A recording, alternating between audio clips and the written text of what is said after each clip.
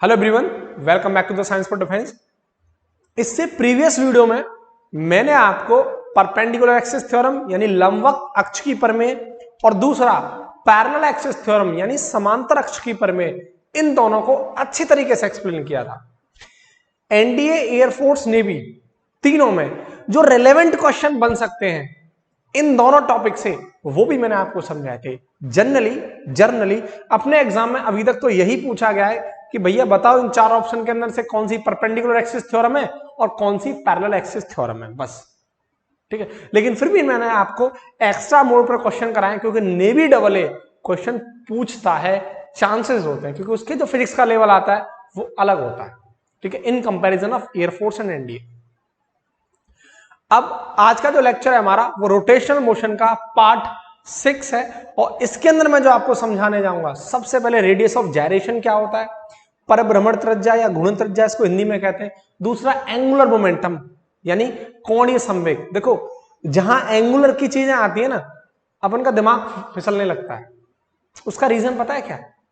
उसका रीजन ये है कि हम चीजें बीच में से देखना स्टार्ट करते हैं।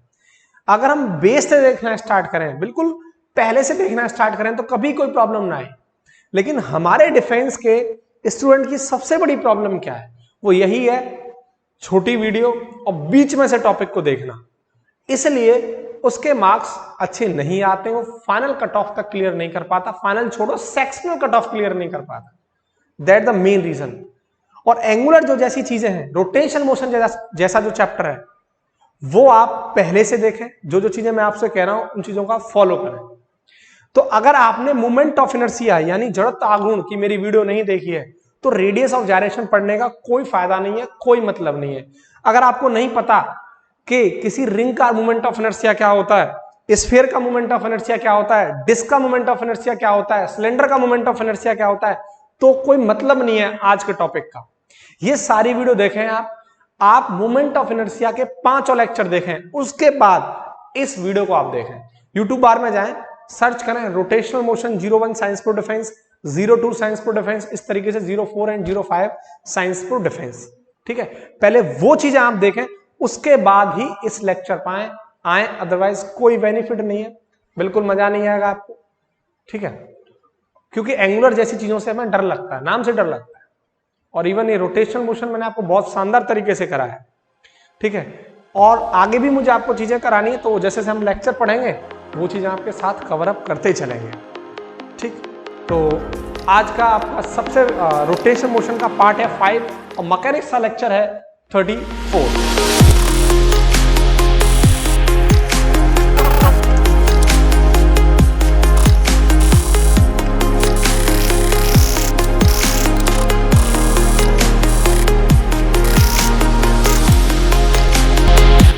अब देखो, अब शुरुआत करते हैं अपने लेक्चर की। और सबसे पहला जो टॉपिक आज हम स्टार्ट करेंगे वो होगा आपका रेडियस ऑफ जायरेशन। कुछ लोग इसको गायरेशन भी प्रोनाउंसिएशन करते हैं ना, तो कोई फर्क नहीं पड़ता, आप जायरेशन बोले या गायरेशन, आपको चीजें समझ में आनी चाहिए। इसको हिंदी में बोलते हैं परभ्रमण त्रिज्या या घूर्णन त्रिज्या। हिंदी में आपको बोलता चलूंगा, आप साथ के साथ लिखते चलें। ठीक है, तो मैं बोर्ड पे हिंदी नहीं लिखूंगा, जरूरत के हिसाब से जहां नीड है वहीं मैं इसको यूज करूंगा, वरना मैं हिंदी आपके साथ के साथ बोलता चलूंगा, इसलिए आप लिखते चलें। देखो, सबसे पहला टॉपिक है रेडियस ऑफ जायरेशन। ठीक है, जायरेशन, परिभ्रमण त्रिज्या या घूर्णन त्रिज्या। इसको हम के से दर्शाते हैं, जर्नली किससे दर्शाते हैं? के से इसको दर्शाते हैं। ठीक है, पहले आप इसका फॉर्मूला देखो क्या होता है, उसके बाद मैं आपको बताऊंगा कि वाकई में रेडियस ऑफ गायरेशन का मीनिंग क्या है ना। इसको समझना है, इसको फील करना है। तो पहले आप इसका फॉर्मूला देखो। इसका फॉर्मूला होता है K बराबर I अपॉन M रूट में। ठीक है ना, रूट I अपॉन M। ये I क्या होता है? मूवमेंट ऑफ इनर्शिया यानी जड़त्व आघूर्ण, और M क्या होता है? पूरी बॉडी का द्रव्यमान यानी मास। ये फॉर्मूला है। अभी बहुत सारी बातें बतानी है मुझे आपको कि के किन बातों पर डिपेंड करेगा, नहीं करेगा। ठीक है, तो पहले लेकिन आप देखो ये होता क्या है। ठीक है, ये होता क्या है? पहली बात, ये देखो आपके पास यहां एक डिस्क है, क्या एक डिस्क है आपके पास यहां, ठीक। और इस डिस्क का है मास m, क्या है मास m। इस डिस्क से एक एक्सिस पास हो रही है, ठीक, ये हो गई साहब पास, ठीक है, इसका नाम दे दिया x और x डैश, ठीक है। अब इस एक्सिस की यहां से जो परपेंडिकुलर डिस्टेंस है, यहां से आप ले लो परपेंडिकुलर डिस्टेंस, वो मान लो क्या है r, क्या है r। तो अब बताओ डिस्क का मोमेंट ऑफ इनर्शिया क्या होगा, ये एक्सिस इस तरीके से रोटेट कर रही है, इस तरीके से, ठीक है। तो डिस्क का मोमेंट ऑफ इनर्शिया मैंने आपको क्या पढ़ाया था लेक्चर के अंदर, mr²/2। तो देखो डिस्क का जो मोमेंट ऑफ इनर्शिया हो जाएगा वो क्या हो जाएगा यहां पर, दैट इज mr²/2। इतनी बात में कोई प्रॉब्लम, ठीक। अब आप देखो, अब आपकी जो डिस्क है इसका मास क्या है, द्रव्यमान क्या है m, पूरी डिस्क का मास क्या है m।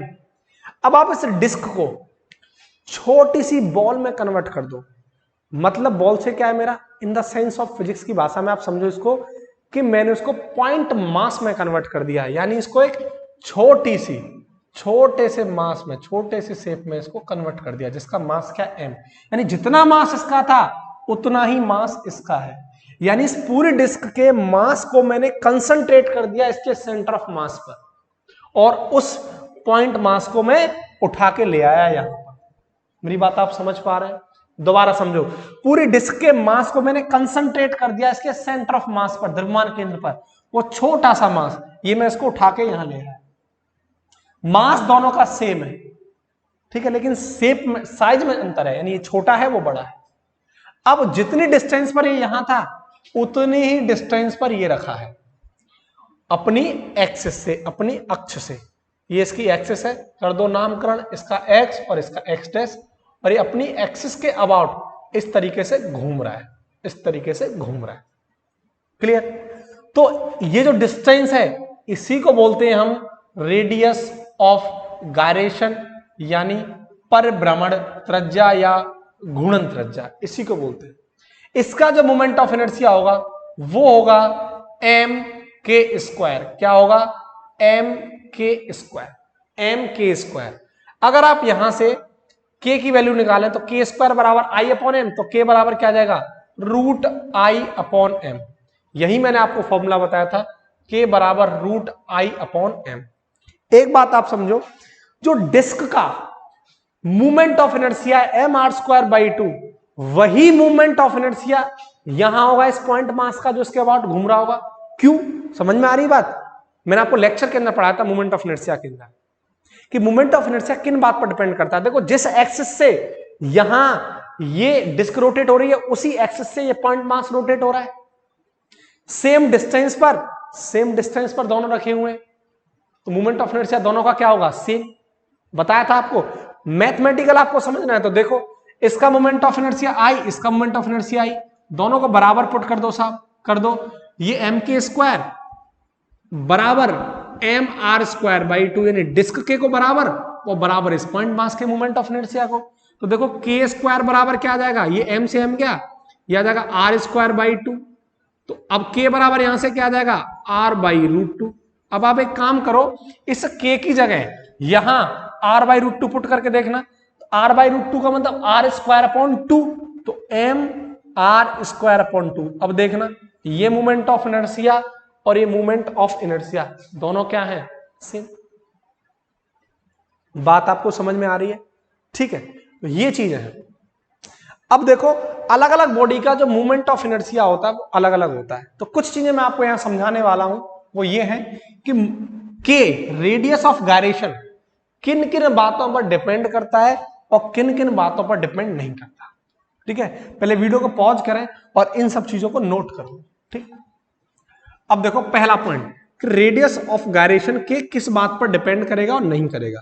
पहली बात, जो के होता है रेडियस ऑफ गायरेशन, वो बॉडी के टोटल मास पर डिपेंड नहीं करता। दोबारा समझो मेरी बात, बॉडी के पूरे मास पर डिपेंड नहीं करता। तो के does not depend on total mass या नेट मास ऑफ बॉडी। देखो अपने एयरफोर्स नेवी के पेपर में डिपेंडेंसी के क्वेश्चन आते हैं 2 से 3 और ज्यादा भी, कि कौन सी चीज किस पर डिपेंड कर रही है कि नहीं कर रही है, थ्योरेटिकल क्वेश्चन। तो पहला पॉइंट आपके लिए इंपॉर्टेंट, ये टोटल मास पर डिपेंड नहीं करता। दूसरा, किन किन बातों पर डिपेंड करता है, ये किस पर डिपेंड करेगा, के depend on shape comma size of the body, जिस पर मास डिस्ट्रीब्यूट है उस बॉडी की मैं बात कर रहा हूं, shape and size of the body, and axis of rotation, जिस अक्ष के अनुदिश वो रोटेशन, जिस एक्स के अनुदिश वो घूम रहा है। देखो इसको फील करो मैं क्या कहना चाह रहा हूं, कि के किस बात पर डिपेंड करेगा, शेप और साइज पर डिपेंड करेगा, और एक्सिस के अबाउट जो रोटेट करेगी उस पर डिपेंड करेगा। कैसे, समझो आप। देखो ये जो डिस्क है इसका मोमेंट ऑफ इनर्शिया mr²/2 है। क्या मैं इस फॉर्मूले के अंदर या यहां से इस डिस्क का के निकाल सकता हूं? बिल्कुल निकाल सकता हूं, बिल्कुल निकाल सकता हूं। तो देखो पहले आप, ठीक है, चीजें समझो।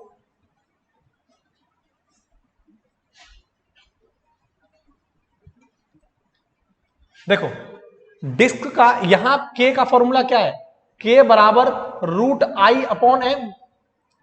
तो डिस्क का मोमेंट ऑफ इनर्शिया रखना है इसमें, क्या आ जाएगा, क्या था डिस्क का moment of inertia, that is mr²/2/m, ये वाला m। तो देखो ये m से m गया तो बचा क्या, r²/2, और रूट से बाहर निकालना तो r/√2। क्लियर? अच्छा, यानी डिस्क का जो के आया है वो क्या निकल के आया है, r/√2। अब जरा सोचो मोमेंट ऑफ इनर्शिया रिंग का क्या होता है, mr²। भाई रिंग का क्या होता है, mr²। ठीक है, तो रिंग का निकालना के कितना हो जाएगा, आई क्या हो जाएगा रिंग का, mr²/m। m से m गया, √r² में से बाहर निकालो तो हो जाएगा r। अब देखो रिंग का क्या निकल के आ गया, रेडियस ऑफ गायरेशन r। क्या रेडियस ऑफ गायरेशन दोनों के सेम है, अलग अलग है? तो डिस्क की शेप, रिंग की शेप और साइज क्या होते हैं, अलग अलग होते हैं, होते कि नहीं होते? तो देख लो, आप समझ पा रहे होंगे कि वो शेप एंड साइज पर डिपेंड करता है। ये बात मैंने आपको फील करा दी। इसके अलावा सिलेंडर का, कौन का, किसी का भी रेडियस ऑफ गायरेशन निकाल सकते हैं, बस आपको क्या पता होना चाहिए, मूवमेंट ऑफ इनर्शिया। मेरी बात आप समझ पा रहे हैं? ठीक है। दूसरी बात मैंने क्या बोली है, एक्सिस ऑफ रोटेशन पर भी बिल्कुल साहब, बिल्कुल डायमीटर से पास हो रही है या सेंटर ऑफ मास से पास हो रही है, इस बात पर भी क्या करेगा, के डिपेंड करेगा। ठीक है, खैर ये आपको तीनों पॉइंट समझ में आने चाहिए। डिपेंड, शेप और साइज पर डिपेंड करता है, ये आपको फील आ गया। और एक्सिस ऑफ रोटेशन, जिस एक्सिस से वो पास हो रहा है उस पर भी डिपेंड करेगा। ठीक है, तो इसको नोट करो, ये आपका रेडियस ऑफ गायरेशन है। ठीक,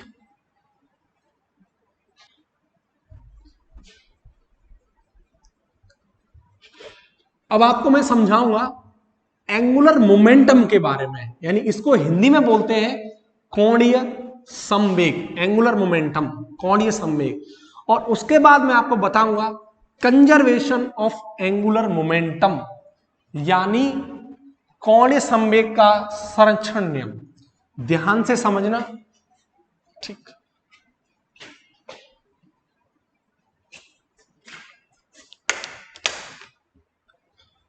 अब देखो एंगुलर मोमेंटम, ठीक है, यानी कोणीय संवेग, एंगुलर मोमेंटम।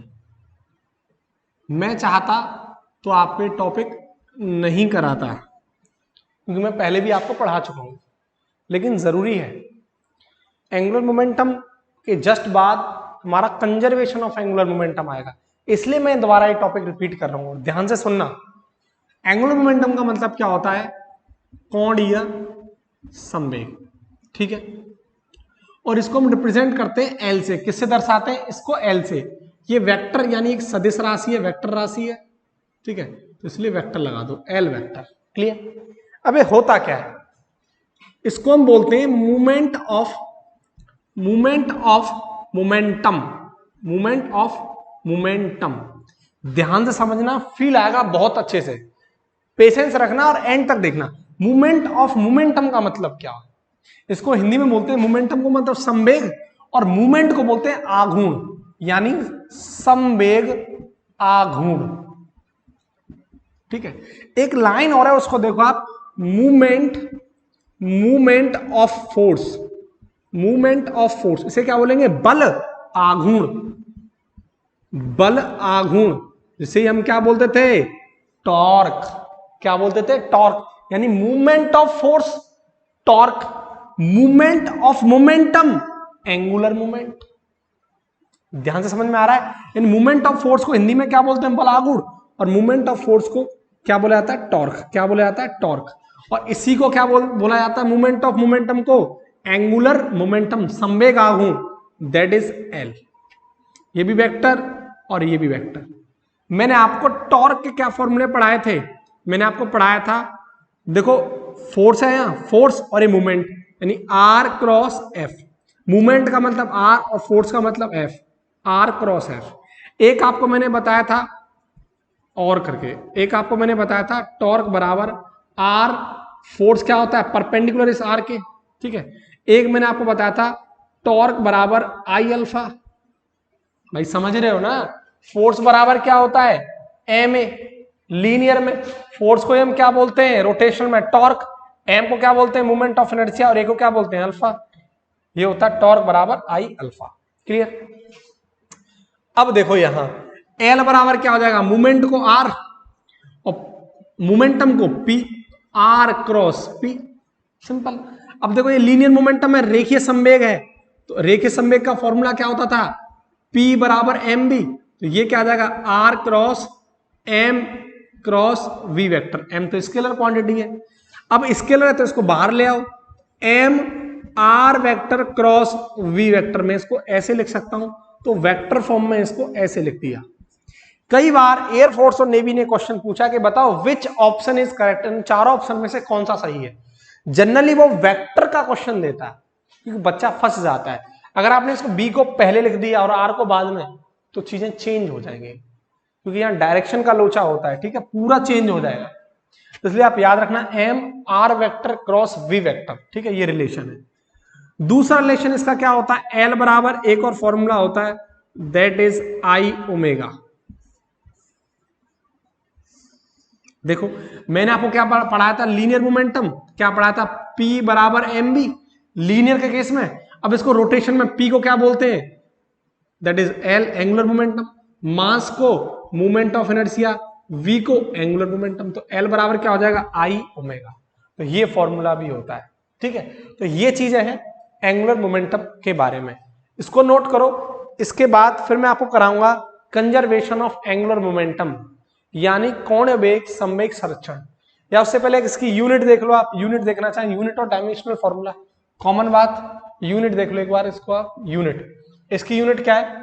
देखो मास की किलोग्राम, डिस्टेंस आर की मीटर, वेलोसिटी की क्या हो जाएगी? मीटर पर सेकंड। तो इसको लिख दो, क्या हो जाएगा? मीटर स्क्वायर किलोग्राम पर second.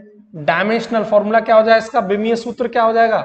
M L square T minus 1, ठीक है। उसको नोट करो।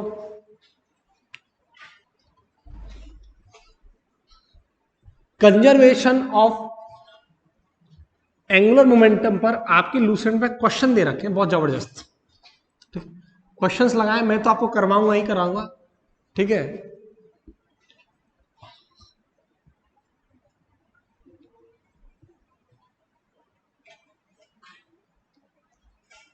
अब देखो कंजर्वेशन ऑफ एंगुलर मोमेंटम मैं आपको समझाऊंगा, लेकिन उससे पहले मैं आपको टॉर्क, ठीक है, यानी टाउ, बलाघूर्ण और L, that is angular momentum, कोणीय संवेग का कुछ रिलेशन निकलवाऊंगा। और आपको मुझे कुछ ऐसे समझाना है ताकि आपकी चीजें दिमाग में जाए। हमने क्या देखा है, आप अगर मेरे स्टार्टिंग से रोटेशनल मोशन के लेक्चर को देख रहे हो, अगर आप रोटेशन चैप्टर को पढ़ रहे हैं, अगर आप लीनियर के कॉन्सेप्ट साथ के साथ लेके चल रहे हैं, तो रोटेशनल बहुत अच्छे से समझ में आता है, ठीक है। वही चीज मैं अप्लाई करने वाला हूं।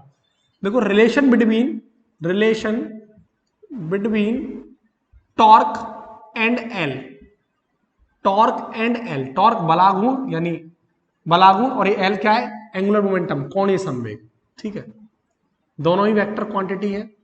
इससे पहले देखो आप, मैं आपको कुछ लीनियर के केसेस साथ के साथ लेके चलूंगा, यानी रैखिक के केस, और एक तरफ आपके मैं रोटेशन के केस लेके चलूंगा, यानी रोटेशन के केस, ठीक है, घूर्णन के केस।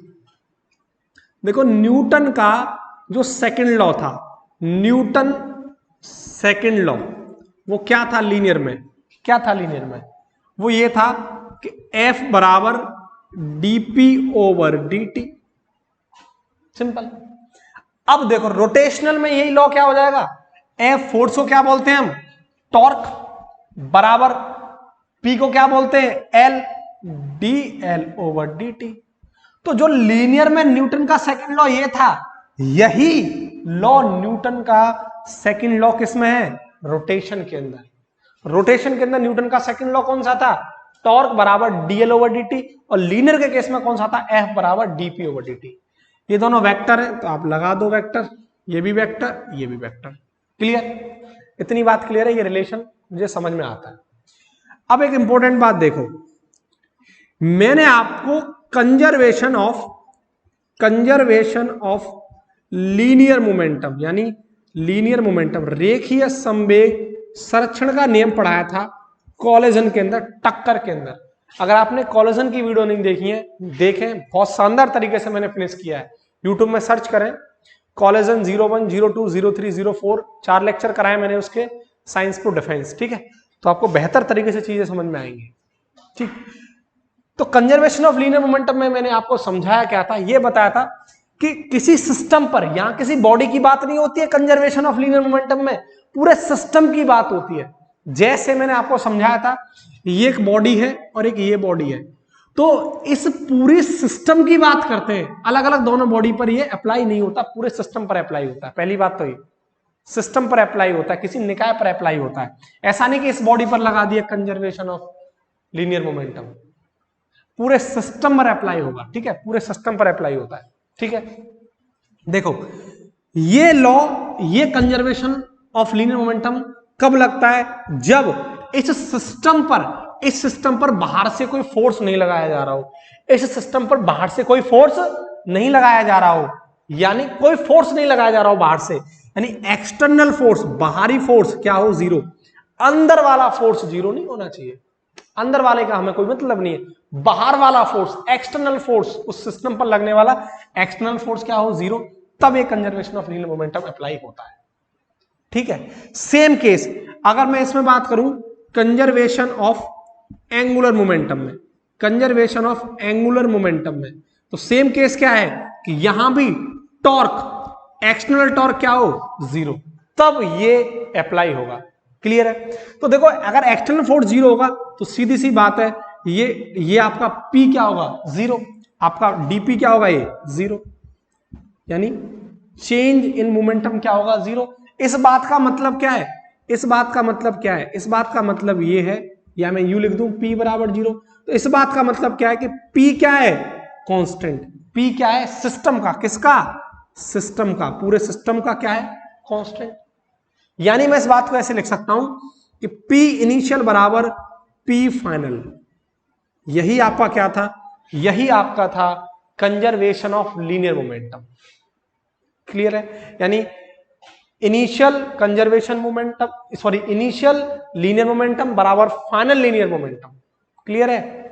अब सेम केस इसमें अप्लाई कर दो आप, अगर आपका एक्सटर्नल फोर्स जीरो होगा तो डीएल भी क्या हो जाएगा, जीरो, यानी डीएल क्या हो जाएगा, जीरो, या मैं यू लिख दूं एल क्या हो जाएगा, जीरो। यानी इस बात को फील करो, इस बात का मतलब क्या है कि टॉर्क जीरो होने का मतलब क्या है कि डीएल भी जीरो है, तो टॉर्क चेंज होने से डीएल क्या हो रहा है, चेंज। मेरी बात आप समझ रहे हैं ना, तो टॉर्क चेंज होने से क्या चेंज हो रहा है, डीएल चेंज हो रहा है, यानी फोर्स चेंज होने से, फोर्स जीरो करने से लीनियर मोमेंटम भी क्या हो गया, जीरो। तो इसका मतलब ये हुआ भाई, इसका मतलब ये हुआ कि टॉर्क, यानी ये वाला टॉर्क, ये एल को चेंज करता है, एल को बदलता है, एल को बदलता है। तो अगर इसकी वैल्यू बदलेगी तो इसकी भी वैल्यू बदलेगी, ठीक है, यानी ये इस पर डिपेंड है, अगर ये चेंज होगा तो ये भी चेंज होगा।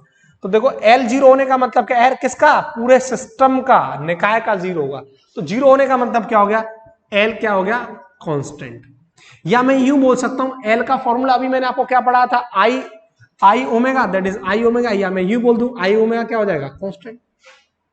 ठीक है, तो इस बात को ऐसे लिख दो, एल आई बराबर एल फाइनल, तो यही आपका क्या है, कंजर्वेशन ऑफ एंगुलर मोमेंटम। या इसको ऐसे लिख दो, एल की जगह पहले मोमेंटम क्या, पहले एंगुलर मोमेंटम क्या है, आई वन ओमेगा वन बराबर बाद में क्या, आई टू ओमेगा टू, या ऐसे लिख दो। इसी को हम क्या बोलते हैं, कंजर्वेशन ऑफ एंगुलर मोमेंटम। ठीक है, तो आपको आई होप चीजें समझ में आ रही होंगी। ठीक, अब देखो, अब मैं आपको एनसीईआरटी का एक सबसे खूबसूरत सवाल कराता हूं, बड़ा गजब सवाल है, पहले इसको नोट करो आप।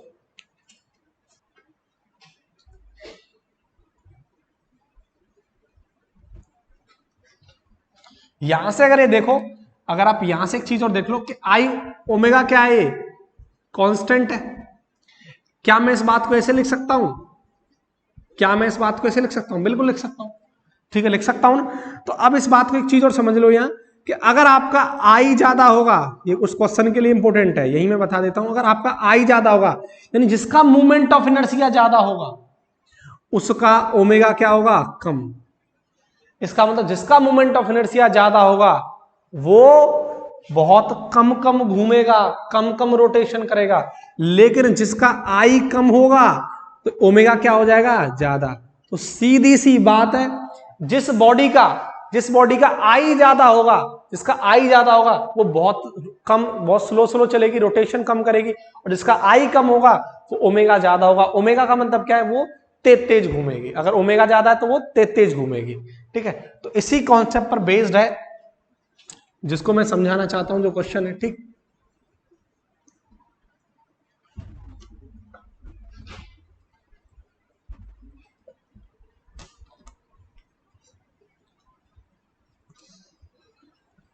देखो क्वेश्चन क्या है, क्वेश्चन ये है कि एक इंसान, ठीक है, ठीक, ये जिम में है, ये जिम में गए भाई साहब, तो जिम में जाने के बाद, ये नए नए अभी जिम में गए हैं, तो इन्होंने क्या करा, डंबल ले लिया हाथ में, और ये डंबल ऐसे करके खोल लिए। ठीक, ऐसे हाथों में, ये देखो, ये मेरे मार्कर है ना, ऐसे डंबल पकड़ लिए इन्होंने, पकड़ लिए, और आराम से नीचे, तुमने देखा होगा फैट लॉस करने वाली जो मशीन होती है, इस पर ऐसे हम घूमते हैं ऐसे करके। ठीक है, तो ये ऐसे करके भाई साहब उस पर खड़े हुए हैं। तो देखो, ये इन भाई साहब के हाथ हैं और इनके हाथ में ये है डंबल। ठीक है,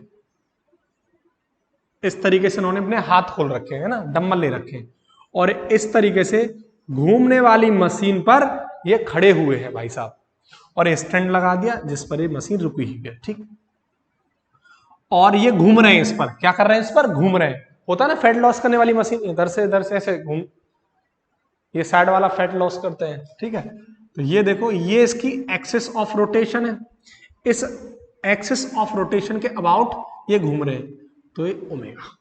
क्लियर। दूसरा क्या है, अब देखो दूसरा ये है कि अब इन भाई साहब ने क्या करा, जो हाथ खुले हुए थे डंबल से, तो डंबल दोनों पकड़ रखे हुए हाथ में, अब इन्होंने अंदर कर लिए, ऐसे करके कर लिए। अब ये फिर ऐसे करके घूम रहे हैं उस मशीन पर। तो सवाल हमसे ये पूछ रहा है कि बताओ कौन सा प्राणी इनमें तेज तेज घूमेगा, कौन सा प्राणी इनमें तेज तेज घूमेगा। कमेंट करके बताओ कौन सा प्राणी इनमें तेज तेज घूमेगा। अभी मैंने आपको क्या सिखाया था कि जिसका मूवमेंट ऑफ इनर्शिया ज्यादा, उसका ओमेगा कम, वो स्लो स्लो घूमेगा। जिसका मूवमेंट ऑफ इनर्शिया कम, उसका ओमेगा ज्यादा, वो तेज तेज घूमेगा। बस हमें क्या पता लगना चाहिए, इस केस में और इस केस में मूवमेंट ऑफ इनर्शिया किसका ज्यादा या कम है, हम अपने आप बता देंगे। तो ये फिगर भी मैं आपको बना देता हूं, ये भाई साहब। ठीक, अब इन्होंने क्या करा था, अब इस तरीके से हाथ में ये डंबल अंदर की तरफ ले लिए और इस तरीके से उस मशीन पर ये खड़े हुए हैं। ठीक, ये एक्सिस ऑफ रोटेशन है जिसके अबाउट ये घूम रहे हैं। अब देखो ध्यान से समझो, सवाल तो ये पूछ रहा है कि बताओ कौन तेज तेज घूमेगा, पहले वाला ए वाला या ये बी वाला केस। ठीक, जिसमें हाथ खाली कर रखे ए, जिसमें हाथ अंदर ले आए बी। अब देखो ये एक्सिस है, इसका ये सेंटर ऑफ मास। ठीक है, और सेंटर ऑफ मास के अलोंग इसका ग्रेविटी फोर्स लगेगा, दैट इज mg। अब देखो क्या हम इस पर बाहर से कोई फोर्स लगा रहे हैं? बाहर से तो इस सिस्टम पर कोई फोर्स नहीं लग रहा है, कोई सिस्टम पर बाहर से फोर्स नहीं लग रहा है, इसका मतलब इस पर टॉर्क क्या होगा? जीरो। इतनी बात समझ में आती है? टॉर्क क्या होगा? जीरो। बाहर से कोई बल ही नहीं लग रहा है। क्या इस पर बाहर से कोई मैं फोर्स लगा रहा हूं? अपने आप ही तो घूम रहा है, इसको बाहर से कोई फोर्स नहीं लगाया जा रहा। बाहर से कोई फोर्स नहीं लगाया जा रहा, इसका मतलब टॉर्क क्या है? जीरो। टॉर्क जीरो होने का मतलब क्या है? L zero. इतनी बात समझ में आ रही है? यानी इस एक्सिस ऑफ रोटेशन के अबाउट, इस एक्सिस ऑफ रोटेशन के अबाउट टॉर्क जीरो है, तो एल भी क्या है आपका? जीरो। तो यहां हम conservation of linear momentum apply कर सकते हैं। सेम केस यहां भी देखो इस एक्सिस ऑफ रोटेशन के अलाउ एल भी क्या है? जीरो, क्योंकि यहां हम कोई बाहर से फोर्स थोड़ी ना लगा रहे, बाहर से कोई फोर्स थोड़ी ना लगा रहे, तो टॉर्क क्या हो जाएगा इसका? जीरो। टॉर्क जीरो होने का मतलब इसका एल भी क्या हो जाएगा? जीरो इस एक्सिस के अबाउट। क्लियर है? तो आपको मैंने क्या बताया था, देखो यहां से मानो इसकी डिस्टेंस ये आर है, देखो अब देखो यहां से डिस्टेंस कितनी? आर। अब अंदर हाथ डंबल ले आया तो मेरी डिस्टेंस कम हो गई होगी, और इसकी डिस्टेंस क्या है? आर। तो इसकी डिस्टेंस क्या है? ज्यादा। मान लो इसकी है R1 और इसकी R2, तो इसकी डिस्टेंस पहले वाले की क्या है? दूसरे वाले से ज्यादा है। इतनी बात तो समझ में आ रही है? क्लियर है?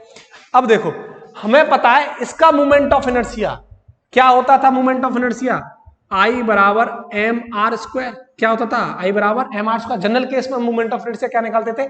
I बराबर mr स्क्वायर। अब देखो सीधी सी बात है, जिसका रेडियस ज्यादा उसका मोमेंट ऑफ इनर्शिया ज्यादा, जिसका रेडियस कम, त्रिज्या कम, उसका मोमेंट ऑफ इनर्शिया कम। तो भैया देखो इसकी त्रिज्या ज्यादा, इसकी त्रिज्या कम, तो इसकी रेडियस है ज्यादा, तो मोमेंट ऑफ इनर्शिया क्या है? ज्यादा। अभी आपको क्या केस बताया था मैंने? लगा दो कंजर्वेशन ऑफ एंगुलर मोमेंटम, क्योंकि पूरे सिस्टम पर बाहर से कोई फोर्स नहीं लग रहा, टॉर्क क्या हो गया? जीरो। इसका मतलब आई ओमेगा क्या हो गया? कांस्टेंट। तो क्या बोल दूं मैं इसको? आई इससे बोल सकता हूं भैया जिसका आई ज्यादा उसका ओमेगा कम, तो भैया इसका ओमेगा क्या हो जाएगा? कम। क्लियर? अब इस केस में इसका आर क्या है? कम। आर कम तो आई क्या है? इसका कम। अगर आई कम तो ओमेगा क्या है? ज्यादा। इसलिए ये बी वाला प्राणी, ये वाला प्राणी जिसके डंबल ऐसे हैं, ये तेज घूमेगा। बात समझ में आ गई? आप देख लेना, आप खुद एक्सपेरिमेंट करके देखना। आप ऐसे हाथ खोल खड़े हो जाना और घूमना उस पर, आप स्लो स्लो घूमेंगे, जैसे आप हाथ अंदर ले आओगे वैसे आप तेज घूमना स्टार्ट हो जाएगा। क्लियर है? ये चीज आपको समझ में आई? ये एनसीईआरटी का एग्जांपल है, बहुत शानदार एग्जांपल। अभी उसमें एक और एग्जांपल दे रखा है स्विमिंग का, ठीक है, लेकिन आपके लिए सफिशिएंट है, इतना मैंने आपको एक बार समझा दिया है। ठीक, तो इसको नोट करो। इसके बाद चलते हैं आगे के कॉन्सेप्ट की तरफ।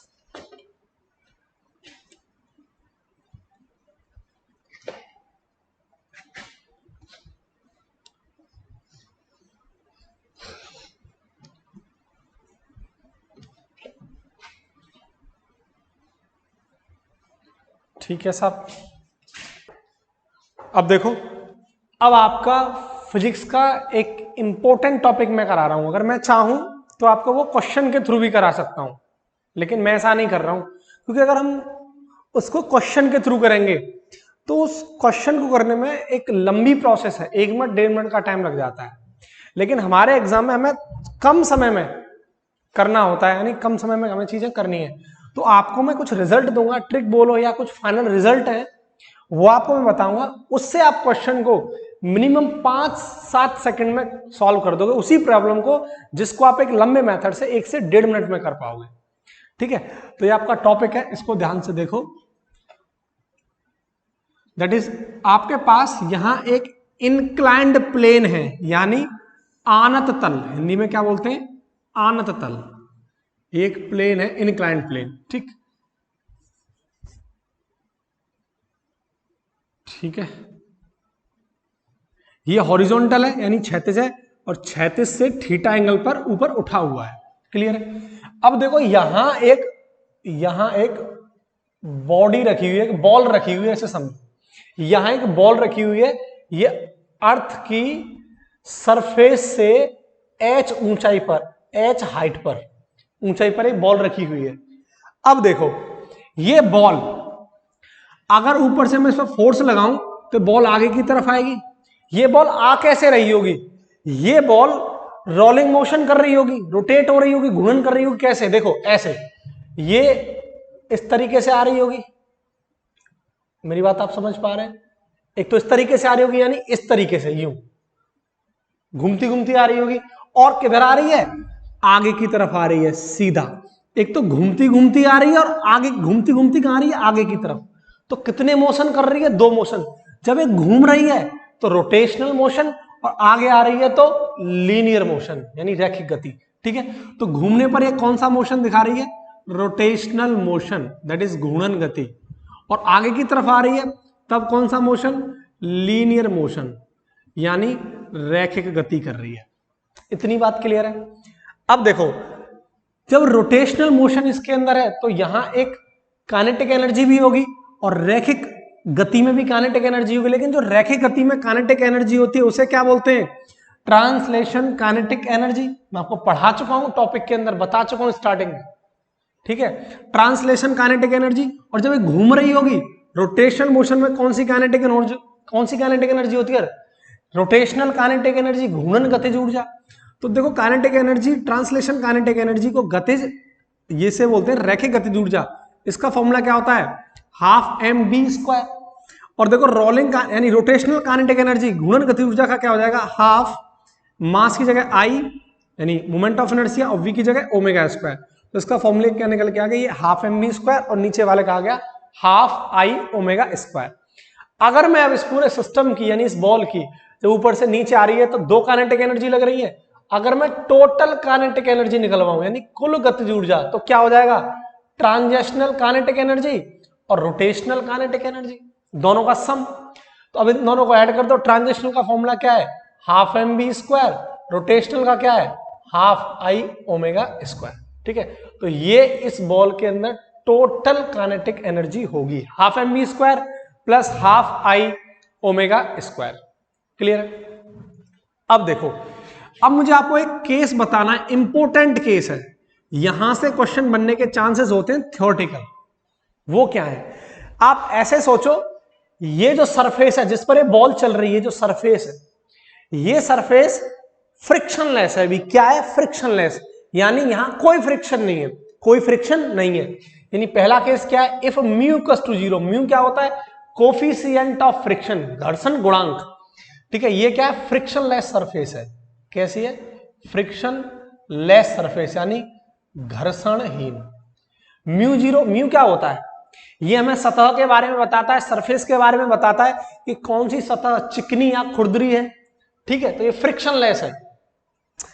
अब दूसरा केस ये और हो सकता है कि ये अगर फ्रिक्शन हो तो if mu is not equal to 0, यानी अगर ये यहां फ्रिक्शन हो तो क्या होगा? देखो ध्यान से, ऐसे सोचो कि आप किसी, मतलब हम स्कूल में थे तो उस टाइम इस टाइप का एक झूला हुआ करता था स्कूल में, जब 6th 7th 8th में पढ़ते थे तो उस पर खेला करते थे। या फिर यूं सोचो, हम जब पार्क में जाते हैं तो एक झूला होता है इस तरीके का, बच्चे ऊपर बैठ के नीचे फिसलते हैं, तो फ्रिक्शनलेस होता है। तो जब वो फ्रिक्शनलेस होता है, चिकना होता है, तो जब ऊपर से अगर मैं बॉल को फेंकूंगा ऊपर से, ठीक है, तो आप बताओ क्या बॉल यूं घूम घूम के आ रही होगी या सीधी आती है? वो जो बच्चा इस पर खिसकता है, क्या वो घूम घूम के आ रहा होता है कि सीधा आता है? बताओ। सीधा आता है, वो घूम घूम के नहीं आता। मतलब सिंपल है, अगर आपकी सरफेस फ्रिक्शनलेस है, घर्षणहीन है, तो कौन सा मोशन करेगी? हमेशा बॉडी कौन सा मोशन करेगी? सिर्फ और सिर्फ स्लाइडिंग करेगी, फिसलेगी, वो कभी रोटेशनल मोशन नहीं करेगी। आपको इस एग्जांपल से समझ में आ गया होगा। दूसरा सोचो, पहाड़ है, अगर आपको पहाड़ से गिरा दिया जाए, तो पहाड़ है तो खुरदरी जगह, तो फ्रिक्शन है, तो पहाड़ से जब गिरा दिया जाएगा तो आप घूम घूम के आओगे और आगे की तरफ आते जाओगे, तो स्लाइडिंग भी कर रहे होगे और रोटेशनल मोशन भी हो रहा होगा। यानी जब फ्रिक्शन है सरफेस के अंदर तब दोनों मोशन होते हैं। ठीक है, इस पहाड़ वाले एग्जांपल से तुम्हें चीजें समझ में आ गई होंगी। जब पहाड़ से गिराए जाओगे तो कैसे आओगे? घूम घूम के आओगे और आगे की तरफ जा रहे होगे, यानी स्लाइडिंग भी कर रहे होगे। ठीक है, तो चीजें क्लियर है। जब यानी फ्रिक्शनलेस सरफेस है तब सिर्फ और सिर्फ स्लाइडिंग होगी, स्लाइडिंग मोशन होगी, यानी फिसलेगी बॉडी। सिर्फ क्या होगी? फिसलेगी, कभी भी रोटेशनल मोशन यानी घूर्णन गति नहीं होगी, रोटेशन नहीं होगा। पहली बात तो ये क्वेश्चन ये बन सकता है, अगर आपकी सतह, अगर कोई बॉडी फ्रिक्शनलेस सरफेस पर है तब वो इनमें से कौन सा ऑप्शन सही होगा, यानी स्लाइडिंग करेगी, रोटेशनल करेगी, दोनों करेगी। ठीक है, तो आपका आंसर क्या होगा, सिर्फ और सिर्फ स्लाइडिंग करेगी। इस केस में क्या होगा, वो बॉडी स्लाइडिंग भी करेगी और रोटेशनल मोशन भी करेगी, घूर्णन भी करेगी। इतनी बात क्लियर है? ठीक है, अब आगे आओ, ये तो पॉइंट दोनों क्लियर हो गए। ठीक है, अब जहां क्वेश्चन बनता है, ठीक है, मैं आपको एक रिजल्ट दूंगा, फाइनल रिजल्ट, आपको वो याद रखना है, अदरवाइज क्वेश्चन करने में एक बहुत लेंथी तरीका हो जाता है। ठीक है, यहां से आप देखो, अगर ये बॉडी है और इस पर एफ फोर्स लगाया गया है तो ये आगे की तरफ आ रही होगी, तो इसका जो एक्सेलरेशन है ए, त्वरण, वो कितना होगा, वो होगा आपको जी साइन थीटा अपॉन 1 प्लस आई अपॉन एम आर स्क्वायर, ये होगा। आई अलग अलग बॉडी का अलग अलग होता है, मैं आपको पढ़ा चुका हूं, डिस्क का अलग होता है, सॉलिड स्फीयर का अलग होता है, कॉन का अलग होता है, सिलेंडर का अलग होता है, रिंग का अलग होता है, हॉलो स्फीयर का अलग होता है। इस टाइप के आपको बहुत सारे करा चुका हूं मैं और आपके एग्जाम के लिए सफिशियंट है।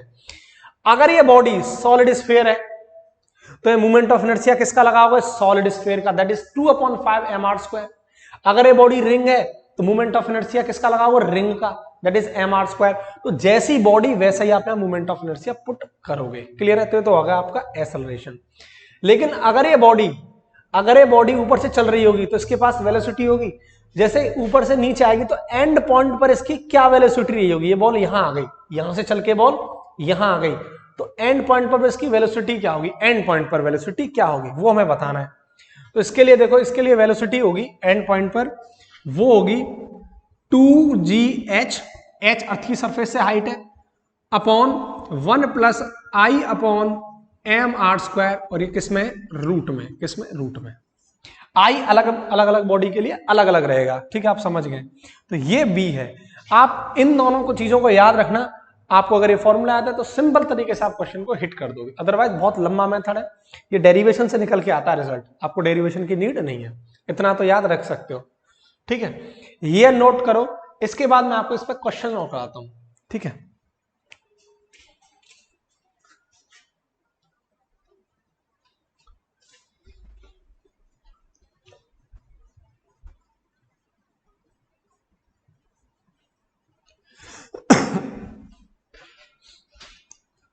देखो ये हमारा रोटेशनल का पार्ट 6 है। ठीक है, अभी आपका एक पार्ट 7 और आएगा, क्योंकि आपने देखा होगा मैं रोटेशनल के तुम्हें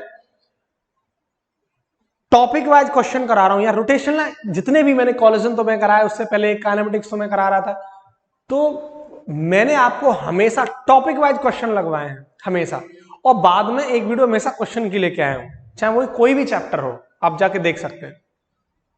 ठीक है, तो यहां क्या होगा, रोटेशन के मैं आपको क्वेश्चन लगवा चुका हूं, लेकिन कुछ स्पेशल क्वेश्चन, जैसे कुछ लूसेंट के क्वेश्चन है, कुछ कुमार मित्तल के क्वेश्चन है, कुछ प्रदीप के क्वेश्चन है, अरिहंत के क्वेश्चन है, कुछ सिलेक्टिव क्वेश्चंस, वो आपको नेक्स्ट पार्ट के अंदर लेके आऊंगा, नहीं रोटेशन के 07 के अंदर मैं आपको वो कराऊंगा। ठीक है, तो अब देखो नेक्स्ट क्वेश्चन क्या है, ये लूसेंट के 18 और 19 में क्वेश्चन है जो मैं करा रहा हूं। ठीक है, तो क्वेश्चन देखो क्या है, क्वेश्चन ये दे रखा है कि आपको एक इंक्लाइंड प्लेन गिवन है, क्या है, इंक्लाइंड प्लेन गिवन है। ठीक, एक इंक्लाइंड प्लेन है और इस इंक्लाइंड प्लेन के ऊपर एक बॉडी रखी हुई है। ठीक, इस तरीके से, बॉडी कौन है, सॉलिड स्फीयर है, क्या ये, सॉलिड स्फीयर है। ठीक है, ठोस गोला है। ठीक है, ठोस गोला है, क्लियर। और ये गोला, ठोस गोला नीचे की तरफ आ रहा है, लेकिन विदाउट स्लाइडिंग, बिना फिसले, ये फिसल नहीं रहा है, without sliding it comes down. ठीक है, तो ये विदाउट स्लाइडिंग यानी बिना फिसले आ रहा है, बिना फिसले मतलब प्योर रोलिंग। आपको बहुत किताबों में विदाउट स्लाइडिंग की जगह ये चीज भी दिखेगी, प्योर रोलिंग। ठीक है, शुद्ध रोलिंग है, शुद्ध लोटन। अब देखो, यानी फिसल नहीं रहा है, ये सिर्फ इस तरीके से रोटेशनल करके आ रहा है, रोलिंग करके आ रहा है, क्लियर है। तो विदाउट स्लाइडिंग है ये, पहली बात। तो हमसे बोल रहा है इसके एंड पॉइंट पर इसकी वेलोसिटी क्या रही होगी, हमसे निकलवा रहा है। यानी जब ये यहां आ गया होगा तो इसके इस पॉइंट पर इसकी वेलोसिटी क्या होगी वो मैं पता नहीं है। दोबारा समझो, इसके इनक्लाइंड प्लेन पर सॉलिड स्फीयर रखा है, ये बिना फिसले आ रहा है, फिसल नहीं रहा है, तो उसके एंड पॉइंट पर जब ये यहां जाएगा तो उसका बेग बताना है, बेग कितना होगा। ऑप्शंस इसके गिवन है। पहला ऑप्शन आपको दे रखा है दैट इज 7/10 रूट, ये रूट के अंदर है सब कुछ GH। ऑप्शन भी आपको दे रखा है 10/7 GH, ये भी रूट में। ऑप्शन आपको सी दे रखा है 5/7 GH और ऑप्शन डी है 3/7 GH। ये आपको ऑप्शन गिवन है। क्लियर? अब देखो वेलोसिटी का मैंने आपको क्या फॉर्मूला बताया था, 2gh अपॉन 1 प्लस आई अपॉन mr², रूट में यही बताया था। अब देखो ये किसका है, मोमेंट ऑफ इनर्शिया किसका निकालेंगे आप, सॉलिड स्फीयर का। क्या बताया था सॉलिड स्फीयर का, मैंने आपको बताया था 2/5 mr²। क्लियर? तो देखो यहां वैल्यू पुट कर दो, रूट 2gh, क्योंकि आपको GH में दे रखी है तो ये वैल्यू लगाने की जरूरत नहीं है, G की वैल्यू लगाने की जरूरत नहीं है। 1 प्लस आई की वैल्यू कितनी है 2/5 mr² अपॉन mr²। mr² से mr² गया, ठीक है, ये आ जाएगा आपका 7/5। इसको जब सॉल्व करोगे नीचे क्या आ जाएगा 2gh अपॉन 7/5, 5 ऊपर पहुंच जाएगा तो कितना आ जाएगा ये 5 दूनी 10, दैट इज 10/7 GH। रूट में कितना आ गया 10/7 GH। क्लियर? तो आपका option B is correct. Clear है? समझ में आ गया? तो अगर आप इसको आपको ये रिजल्ट याद नहीं होता, आपको इसको फिर लंबी प्रोसेस थी, उस पॉइंट पर काइनेटिक एनर्जी, इस पॉइंट पर काइनेटिक एनर्जी, इस तरीके से हमें इसको सॉल्व करना होता फिर। ठीक है, लेकिन आपके लिए आसान है, इस रिजल्ट को आप याद रखें, आसानी से क्वेश्चन करोगे। 2017 और 18 के पेपर में ये क्वेश्चन खुद पूछा जा चुका है, ये सेम लूसेंट का क्वेश्चन। ठीक है, तो इसको नोट करो, फिर आगे मैं आपको एक दूसरा क्वेश्चन और कराता हूं।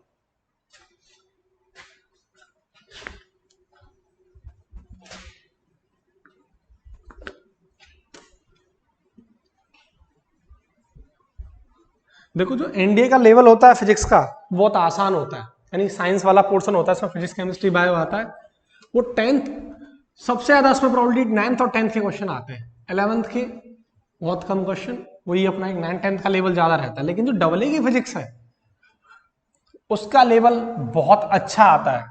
ठीक है, तो आप डबल ए के मार्क्स देखना, हर किसी के बहुत अच्छे नहीं आते हैं। एयरफोर्स का फिजिक्स का लेवल ठीक आता है, लेकिन in comparison of double A आसान होता है। तो ठीक है, तो मैं आपको यहां जो पढ़ा रहा हूं वो डबल ए के पैटर्न पे चीजें करा रहा हूं।